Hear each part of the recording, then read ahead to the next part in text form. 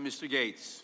The will of the American people also elected Donald Trump to be the President of the United States in the 2016 election, and there's one party that can't seem to get over it. Now, we understand the fact that in 2018 you took the House of Representatives, and we haven't spent our time during your tenure in power trying to remove the Speaker of the House, trying to delegitimize your ability to govern. Frankly, we'd love to govern with you. We'd love to pass USMCA. We'd love to put out a helping hand to our seniors and lower prescription drug prices. It's the will of the people you ignore when you continue down this terrible road of impeachment. Professor Gerhardt, you gave money to Barack Obama, right?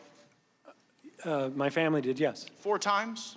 That sounds about right. Yes. Mr. Chairman, I have a series of unanimous consent requests relating to Professor Feldman's work. The first, Noah Feldman, Trump's wiretap tweets raise risk of impeachment. Gentlemen will suspend. My time. We'll take that time off. Has the gentleman submitted?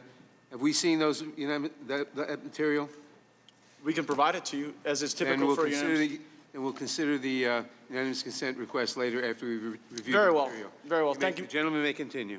Thank you, Mr. Chairman. Mr. Feldman wrote articles entitled, "Trump's Wiretap Tweets Raise Risk of Impeachment."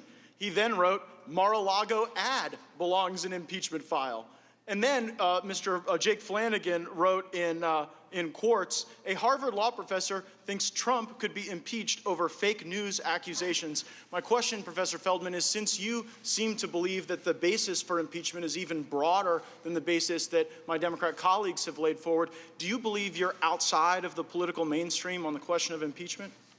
I believe that impeachment is warranted whenever the president abuses his power for personal benefit or to corrupt the democratic process. Did you write an article entitled, "It's hard to take impeachment seriously now"? Yes, I did write that article. And in that article, did you write, hold on, I'm limited on time. So, I wrote did you write, since the 2018 midterm election, House Democrats have made it painfully clear that discussing impeachment is primarily or even exclusively a tool to weaken President Trump's chances in 2020. Did you write those words? Until this call on July 25th, I was an impeachment skeptic. The call changed my mind, sir, and for good reason. Thank you. I appreciate your testimony. Professor Carlin, you gave $2,000, or you gave $1,000 to Elizabeth Warren, right? I believe so. You gave $1,200 to Barack Obama? I have no reason to question that. And you gave $2,000 to Hillary Clinton? That's correct. Why so much more for Hillary than the other two?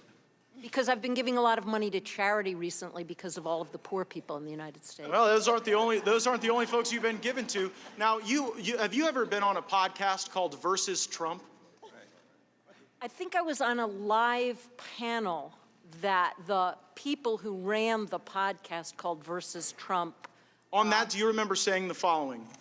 Liberals tend to cluster more. Conservatives, especially very conservative people, tend to spread out more, perhaps because they don't even want to be around themselves. Did you say that? Yes, I did.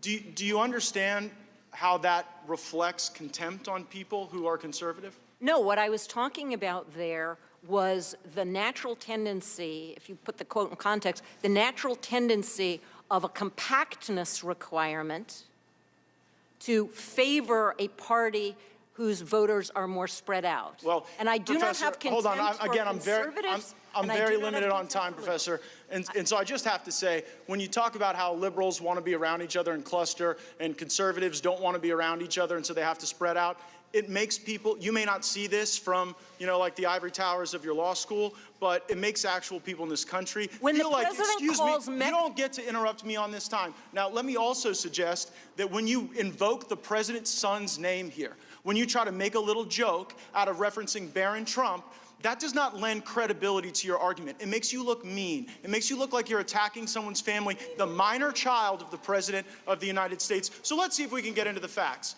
To all of the witnesses, if you have personal knowledge of a single material fact in the Schiff report, please raise your hand. And let the record reflect. No personal knowledge of a single fact. And you know what? That continues on the tradition that we saw from Madam Schiff, where Ambassador Taylor could not identify an impeachable offense. Mr. Kent never met with the president. Fiona Hill never heard the president reference anything regarding military aid. Mr. Hale was unaware of any nefarious activity with aid. Colonel Vindman even rejected the new Democrat talking point that bribery was invoked here. Ambassador Volker denied that there was a quid pro quo, and Mr. Morrison said there was nothing wrong on the call. The only direct evidence came from Gordon Sondland, who spoke to the President of the United States, and the President said, "I want nothing. No quid pro quo."